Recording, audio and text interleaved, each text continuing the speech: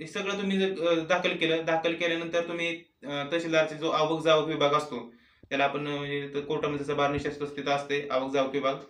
तिथं तुम्ही दाखल करायचं आहे. त्याची एक पोच म्हणून झेरॉक्सवरती झेरॉक्स काढून त्याच्यावरती शिक्का वगैरे घ्यायचा आहे, की आपण इथं जमा केलेला आहे, या तारखेला जमा केलेला आहे, अशी पोच घ्यायची आहे.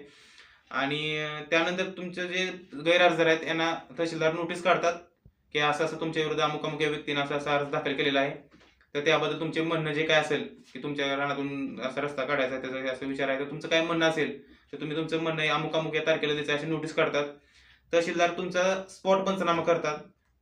म्हणजे त्या स्थळ पाहणी करतात, की तिथे येऊन बघतात, की तुम्हाला खरंच जे सरप्लस टू आहे, रिझनेबल ॲक्सेस आहे का नाही? म्हणजे तुमच्या रानामध्ये येण्यासाठी शेतीसाठी लागणारा जो रस्ता आहे, तसा कुठला पर्यायी रस्ता तुमच्या रानासाठी आहे का नाही? हे पाहण्यासाठी तहसीलदार स्पॉट पंचनामा करतात.